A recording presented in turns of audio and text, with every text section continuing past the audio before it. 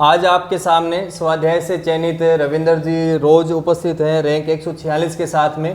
पुनः रविंदर जी के बारे में कुछ ऐसी बातें जो हर विद्यार्थी जो ये वीडियो देखेगा, क्लास में उपस्थित विद्यार्थी जिज्ञासात्मक रूप से बैठे हैं और जानना चाह रहे हैं, बता दूं। हमेशा मैं कभी भी कोई वीडियो स्टार्ट करता हूं, सबसे पहले बात करता हूं घर के बारे में। रविंदर जी के पिताजी श्री संतूराम जी रोज जो है वो पैसे से किसान हैं। पुनः मैं इस बात को रिपीट कर रहा हूं कि अगर आप के मन में लगन है, आप मेहनती हैं, तो ये कोई चीज़ तय नहीं करती कि पारिवारिक पृष्ठभूमि क्या है। अगर आप लगातार कार्य करते हैं तो आप सफल होते हैं। और रविंदर जी के बारे में मैं ये बताना चाहूँगा कि रविंदर जी के चाचा जी श्री राजाराम जी जो है मेरे साथ में, जब मैं प्रथम बार जो है प्रधानाध्यापक पद सेकेंडरी एचएम के रूप में चयनित हुआ, कर्मस्थली जो मुझे मिली रोजा ग्राम पंचायत में गांव रहता है डेलाना बड़ा नाम से। और भारतवर्ष में सबसे ज़्यादा ट्रक आप देखोगे तो कभी ऐसा लिखा आता है डेलाना बड़ा ही लिखा आता है, उनके पीछे सबसे ज़्यादा ट्रक जो है ना वो वहीं के। तो 2 साल में रहा तो राजाराम जी मेरे साथ में कार्य करते थे बतौर L2 अध्यापक गणित विज्ञान जो है। और उनको जब ये पता चला कि सुमेर सर जो है इतिहास के विद्यार्थियों को मार्गदर्शित करते हैं, तो उन्होंने क्या है कि रविंदर जी को मेरे पास में भेज दिया। और रविंदर जी ने यहाँ के अपने टेस्ट सीरीज क्लासरूम से जुड़ के लगभग 1-1.5 साल ये रहे। और 1 साल के अंदर जो सफलताएं इन्होंने अर्जित की उनमें नेट और किसी कारण से JRF क्लियर होना था पर नहीं हो पाया। उसमें खुद रविंदर जी बताएंगे वो कारण क्या रहे कि किस कारण से जो है वो JRF अंक अधिक होने के बाद में भी JRF इनकी क्लियर नहीं हो पाई। ऐसी ट्रेजेडी भी कई बार लाइफ में रहती है। अगर मैं एजुकेशन बैकग्राउंड की बात करूँ रविंदर जी की, तो रेगुलर इनकी स्टडी रही है। 2014 में जैसे +2 उत्तीर्ण करने के बाद में BA 2017 में इन्होंने कंप्लीट की, B.Ed 2019 में, और पोस्ट ग्रेजुएशन हिस्ट्री जो है 2021 में। और नेट प्रथम बार 22 में एक बार, 22 में फिर 2 बार, और 23 में फिर तीसरी बार नेट पात्रता परीक्षा जो इन्होंने उत्तीर्ण की। तो इससे एक चीज़ तय है कि अगर आप पढ़ाई से जुड़े हैं, लगातार आप कार्य करें, सफलताएँ आपको लगातार जो है मिलती रहेगी। अभी आपको जो रविंदर जी जो स्थान मिला है, कर्मस्थली जो मिली है, वो कौन सा स्थान मिला है आपको? भोजासर जो स्थान है, चूरू में रहता है कि भोजासर? ये जोधपुर में भोजासर जो स्थान है वहाँ इनको विद्यालय मिला है। और आचार संहिता के तुरंत बाद में जो है ये वहाँ पे कार्य प्रारंभ कर देंगे। तो रविंदर जी आपसे मैं ये कहना चाहूँगा कि आपने अनिल जी की तरह बेहिचक जो है अपने सहपाठियों को जो है भावी जो इतिहास व्याख्यात है उनको खुद की यात्रा के बारे में बताना है। और वो चीज़ें कुछ सकारात्मक पक्ष और कुछ ऐसे चीज़ें जो आप नहीं जान पाए और वो त्रुटियां रही और आप ये चाहेंगे कि वो त्रुटियां ये ना करें। प्रथम पेपर में आपका मजबूत पक्ष क्या रहा, विषय पेपर में आपका मजबूत पक्ष क्या रहा, पढ़ाई की आपकी दिनचर्या क्या रहती है, इन चीज़ों पे आप चर्चा करें और अपने सहपाठियों को इनके बारे में बताएं। रविंदर जी। माँ सरस्वती को मेरा प्रणाम और गुरुदेव सुमेर सर को भी और आप सभी को भी मेरा नमस्कार। मेरा नाम है रविंद्र रोज और इस बार सिलेक्शन हुआ है मेरा फर्स्ट ग्रेड में 146 रैंक से हिस्ट्री से। तो सिलेक्शन तो ये है कि लगभग योगदान तो स्वाध्याय का ही है, क्योंकि तैयारी तो उससे पहले भी की थी, होता तो पहले भी हो जाता।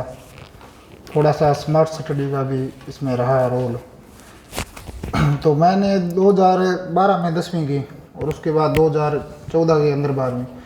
मैं 10वीं करने के बाद ये है कि शुरू में रहता था साइंस का, क्योंकि मेरे चाचा टीचर थे तो वो भी सपने देखते थे कोई हमारे भी डॉक्टर हो, कोई इंजीनियर बने। तो 11वीं में मैथ्स दिला दी। अब मैथ्स थी 0, आता कुछ था नहीं। तो 11वीं आधी चली, तब तक मैथ्स चली। उसके बाद मैथ्स को छोड़ के बायो में आया, तो 11वीं जैसे तैसे बायो से कर ली। 12वीं में एंट्री ली तो बायो आधी चली, तब तक फिजिक्स वाला रोल है जो गड़बड़ होने लगी। तो जाके सितंबर के आसपास मैंने एग्रीकल्चर ले ली। वो द्विवार्षिक परीक्षा आई, तब तक एग्रीकल्चर चल रही थी। केमिस्ट्री थी वीक एकदम, और वहाँ पे टीचर थे पहले पूनम जी चड्डा थे, तो वो भी छोड़ के चले गए। तो केमिस्ट्री वाला पार्ट भी गया, तो वहाँ से मैंने कंप्यूटर ले ली। तो इस तरह से 12वीं है जो एग्रीकल्चर में बायो एजी और कंप्यूटर से मैंने पास की। उसके बाद मैं जेट का पेपर दिया था, 2 महीने तैयारी की थी बीकानेर। तो जयपुर के आसपास कॉलेज मिला तो वहाँ से भी छोड़ दी। फिर वो है कि क्या करें क्या ना करें, तो BA करें। BA की लगातार हो गई 2017 में, और उसके बाद B.Ed की तब मैंने सुपरवाइजर की भी तैयारी की और कांस्टेबल की भी, पटवारी की भी, उसके बाद रीट भी दी पिछली। ये कि मैंने राजस्थान में कोई भी वैकेंसी है, बाहर तो मैंने कोई फॉर्म नहीं भरवाया एक नेट को छोड़ के, बाकी राजस्थान की आज तक कोई भी वैकेंसी है तो फार्म नहीं छोड़ा मैंने। मैं इसलिए देता था कि पता नहीं 10 क्वेश्चन 15 क्वेश्चन कोई भी याद रही, और रिपीट ये है कि हर पेपर में 70 से 80% क्वेश्चन होते हैं, तो उसका भी बहुत बड़ा फ़ायदा रहा। और फर्स्ट ग्रेड में सफल होना सबसे बड़ी कहानी रही है रीट की, क्योंकि लोगों को रीट ने बर्बाद भी किया है और सफल भी किया है। मैंने रीट की तैयारी की थी यहीं से भाटिया आश्रम से की थी, और 121 नंबर बने थे मेरे, और गांव में है कि 130 प्लस 12 से 13 बंदे। अब हर घर से टीचर बन रहा है और हम बैठे थे। हम 3 भाई थे, जिनमें से 2 ने हमने दी थी रीट की, और दोनों भाई उसके 118 थे, मेरे 121 थे। तो रीट से पीड़ित थे और तैयारी स्टार्ट गई। तो वहीं भी फर्स्ट ग्रेड नहीं की, पहले सेकंड ग्रेड की SST से सारी बुकें वगैरह लेके आया। 10-15 दिन की तो नए नए सब्जेक्ट मिले, इकोनॉमिक्स मिला, पब्लिक एडमिनिस्ट्रेशन मिला, तो सेकंड ग्रेड का भूत उतर गया।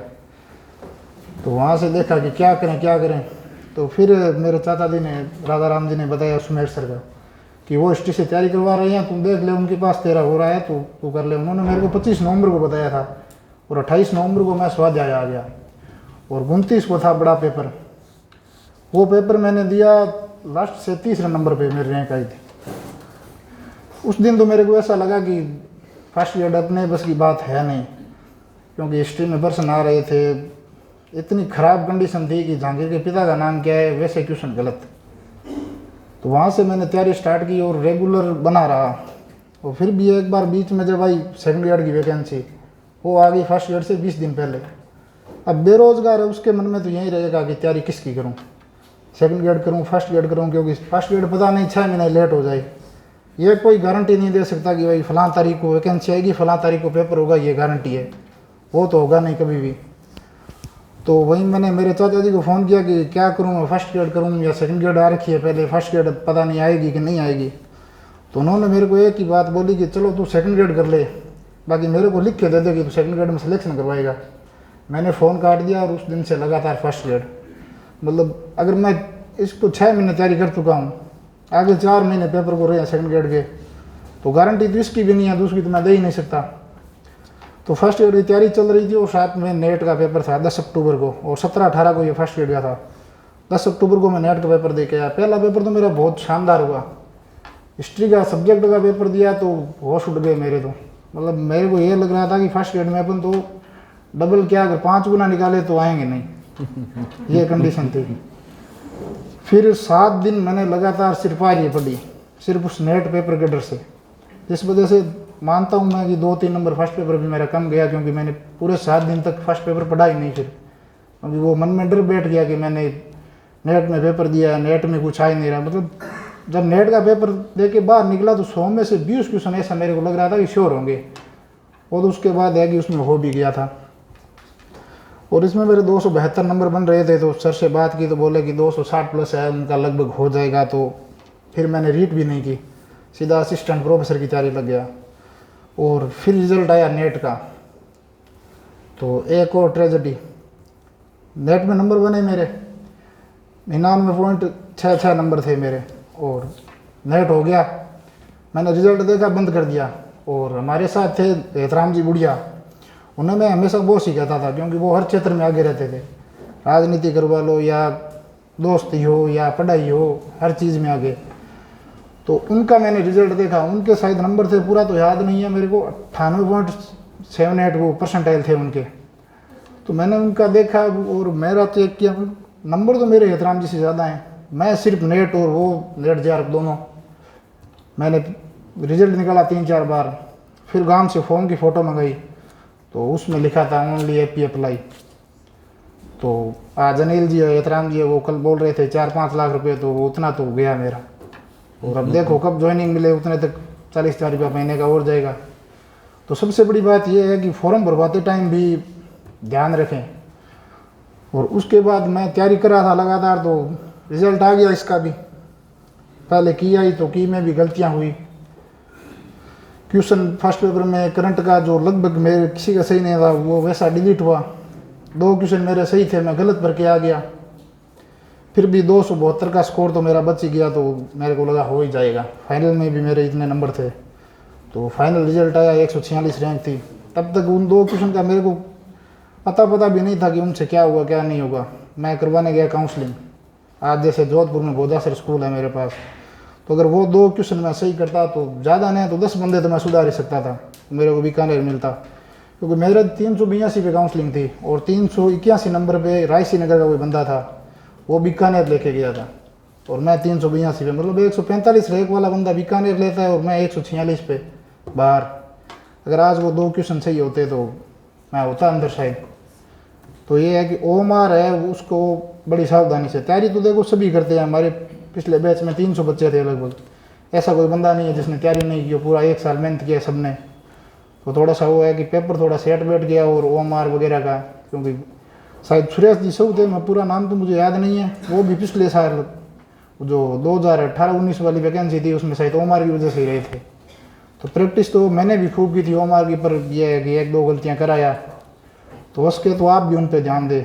और फर्स्ट ईयर में ये है कि ये फर्स्ट पेपर है ना, ये बहुत महत्वपूर्ण है। मेरा सबसे बड़ा प्लस पॉइंट ये रहा कि मैंने मैथ्स और करंट पे खूब काम किया था, तो करंट मेरा पूरा का पूरा सही था। एक वो डिलीट हो गया, वो अलग है। करंट में एक भी क्वेश्चन मेरा गलत नहीं हुआ, 9 सही हो गए, एक डिलीट हो गया, वो भी सही था फिर भी डिलीट हो गया। और मैथ था, जिनके रीजनिंग के और मैथ के कुल मिला के आते हैं 10 में से 10 क्वेश्चन, उनमें से मेरे वैसे तो 9 ही मान लो सही, क्योंकि वो एक पासा वाला क्वेश्चन आया हुआ था वो मेरा सही था, मैं ओमआर में गलत भर के आया था। फिर भी मेरे 10 में से 8 क्वेश्चन सही थे, मैंने 9 अटेंड किए थे। तो मैथ भी मेरा है कि पूरा का पूरा ये बहुत अच्छा गया था। और गलती मैंने वहाँ भी की क्योंकि हिंदी है उसको थोड़ा लाइटली लेते हैं हम, मैंने भी लिया था, नहीं पढ़ा। लास्ट के 7 दिन मैंने आर्य पढ़ी, आर्य के साथ हिंदी पढ़ी। 7 दिनों में कुछ हुआ नहीं, तो हिंदी में मैं एक क्वेश्चन माइनस में गया था, 3 करके आया था, तीनों के तीनों गलत ही हो गए थे। और हिंदी चीज़ भी ऐसी है कि छोड़ भी नहीं पाते। तो फर्स्ट पेपर का है कि बहुत बड़ा रोल है इसके अंदर। और बुक सिलेक्शन सर पढ़ा रहे हैं वो लगा ले। सर ने मुझे पीछे एक बात कही थी कि आप आते थे रुकते नहीं थे, या मतलब अपने दोस्तों के साथ। मेरी सबसे बड़ी यह दिक्कत थी कि जैसे मेरे साथ परसाराम जी थे, परसाराम जी आए, बोल दिया कि पप्पू सिंह जी ने बुक निकाली है फर्स्ट पेपर के लिए, इतनी शानदार है। तो मैं तो जब तक बुक कमरे में ना वो मेरे को नींद ना आए ये कंडीशन थी। अब मेरे रूम पे आप जाके देखो तो जैसे एंसेंट किया तो मैं 5-5 किताबें लेके आया हूँ, 5 में से 4 पे तो मैंने नाम ही नहीं लिखा आज तक। बस ये था कि वो छोटा बच्चा होता है ना कि मेरे को खिलौना लेना है, वो खेल ना पाए हो नहीं, बस सोए तब तक उसके सराहने में हो। तो मेरे को यह था किसी ने बुक बता दी, जैसे ये लाते थे स्वाध्याय की बुक आती थी, ये भी मैं लाया था। किसी ने ये कहा था कि रामचंद्र शुक्ल की मॉडर्न की एक बुक आती है बड़ी, तो बोले कि वो बहुत अच्छी है और ले आओ। और पेपर को 3 महीने बचे थे, एक पेज नहीं पढ़ा मैंने आज तक, झूठ नहीं बोल रहा हूँ। बुक है मेरे पास, पप्पू सिंह प्रजापति की जितनी बुकें हैं, अरविंद भास्कर सर की जितनी बुकें हैं, एलपी शर्मा की है मेरे पास, कैसी श्रीवास्तव मेरे पास है, और बहुत सारी है। मतलब 10,000 की मैं बड़ी बड़ी बुकें ला के कमरे रख चुका था। तो बुक वाला है वो थोड़ा ध्यान रखे, उस चीज़ से भी बहुत बड़ा फर्क पड़ता है। क्योंकि बुक सिलेक्शन में ऐसा है कि एक बुक को हम लगातार पढ़ें। और लोग बुक क्यों बताते थे, मैंने तो आर्य पढ़ा और आर्य को पूरा मिलान किया। आर्य में इंडियन हिस्ट्री के टोटल 97 क्वेश्चन आए थे और आर्य में 91 क्वेश्चन आए हैं। अब 97 में से 91 अगर कोई सही कर ले, सिर्फ इंडियन हिस्ट्री से उसका सिलेक्शन हो रहा है। अब की बार यह था कि 90 सब्जेक्ट में हो, 40 फर्स्ट पेपर में हो, सिलेक्शन हो रहा है उसका। तो बुक वाला तो वही है। और तैयारी करने में जैसे आपका थोड़ा इंग्लिश कमज़ोर है तो आपका क्या ये तो लगभग मेरे को ये है कि 100 में से 99 का रहता ही है। तो मैंने इंग्लिश को छोड़ दिया था, मैं 2-3 दिन मैंने पढ़ा था पर कॉन्फिडेंस नहीं आ रहा था। और इस पेपर में मेरे एक क्वेश्चन आ रहा था, मेरे को हुआ नहीं क्योंकि कॉन्फिडेंस नहीं था सही होगा कि गलत होगा। तो उस वजह से मैंने मैथ को तैयार किया और मैथ भी अच्छा गया। तो ये है कि आप किसी चीज़ को अगर इंग्लिश को छोड़ रहे हो तो दूसरे सब्जेक्ट में भी काम करो और हल्के में ना ले। थोड़ा सा हल्के में लिया था मैंने राजस्थान के इतिहास को और हिंदी को, तो काफ़ी गलतियां करके आया मैं। तो वही है कि ये इतना ही है पढ़ने में, बाकी तैयारी सभी करते हैं। रविंद्र जी ने जो बातें बताई मैं उन्हीं बातों को रिपीट करूंगा कि देखो, इससे पहले अनिल जी का जब इंटरव्यू रहा तो उन्होंने बात एक बोली कि हम कर्म कर सकते हैं, और वो बड़ी शिद्दत के साथ में, उसमें कहीं को कोताही नहीं होनी चाहिए। जो प्रतिफल है या फल जो मिलने हैं वो परमात्मा ने देने हैं। इसी तरीके से इन्होंने, इससे पहले इनकी स्ट्रीम रही साइंस की रही, एग्रीकल्चर की रही, इन्होंने 100% कार्य किया, फिर भी ईश्वर ने कोई और जगह इनके लिए निश्चित कर रखी थी। ये तय होता है कि इनको अभी ये कह रहे हैं कि 2 प्रश्नों की वजह से, पर ये ऐसा कुछ निश्चित था कि भोजासर जाना है, उन लोगों के साथ में, उन बच्चों के साथ में, उस मिट्टी के साथ में इनका कोई जुड़ाव है, तब वहाँ जाना पड़ रहा है इनको। तो जो भी कार्य करें उसको 100% उसको समय दें। और एक बात जैसे रविंद्र जी ने बोली कि अगर आप तैयारी कर रहे हो तो हर वैकेंसी के लिए फॉर्म अप्लाई करें। और मैं ये कहता हूँ कि जैसे आप स्कूल लेक्चरर की तैयारी कर रहे हैं और इतिहास विषय से कर रहे हैं, भूगोल विषय से कर रहे हैं, हिंदी विषय से कर रहे हैं, जो भी आपका राजनीति विज्ञान विषय हो सकता है, पर जहाँ भी राजस्थान में या भारतवर्ष में उसके समकक्ष कोई भी पद हो, उस विषय से हो, आप आवेदन करें। आपकी कितनी तैयारी है या नहीं है, फिर भी आपने आवेदन करना है और आपने पेपर देने जाना है, ये करना है। राजस्थान की छोटी मोटी जितनी भी वैकेंसी है उससे रविंद्र जी ने जैसा बताया कि उससे ये होगा कहीं ना कहीं आप थोड़ा सा, अगर 2-5 प्रश्नों का भी हमें मेन एग्जाम में फ़ायदा मिलता है तो हमने ये पेपर देने चाहिए। अपनी असफलता को सफलता में बदलें। जैसे इन्होंने कहा भी रीट की असफलता मेरे लिए एक सफलता के रूप में रही, तभी एक मन में एक जोश आ गया कि अब मैंने स्कूल लेक्चरर में अपना सिलेक्शन करवाना है। जिस रास्ते पे हमने निकलना है उसमें ज़्यादा टाल मटोल या तय नहीं करना। जैसे ये बताते हैं कि 25 नवंबर को इनको पता चला कि हाँ स्वाध्याय नाम की संस्था है, वहाँ स्कूल लेक्चर इतिहास के लिए कार्य करवाया जाता है, तो इन्होंने बिल्कुल देरी नहीं की। 25 को पता चला, 28 को ज्वाइन किया, 29 को मेजर पेपर हो रहा है तो 29 को पेपर दिया, चाहे उसमें रैंक कोई सी भी रही। और रैंक अंतिम पायदान में 3रे स्थान पर रहने के बाद में भी हौसला जो कभी गिरा नहीं। हमेशा मैं नाम लेता हूँ भंवर सिंह जी का, अभी जो स्कूल लेक्चरर हैं, एक्स सर्विसमैन थे, और उन्होंने लगातार 2 पेपर में नेगेटिव मार्किंग में रहे, नंबर नेगेटिव में। रविंद्र जी तो 3रे पायदान में थे, नेगेटिव में तो नहीं थे, पर वो नेगेटिव में अंतिम में और नकारात्मक नंबर उनके।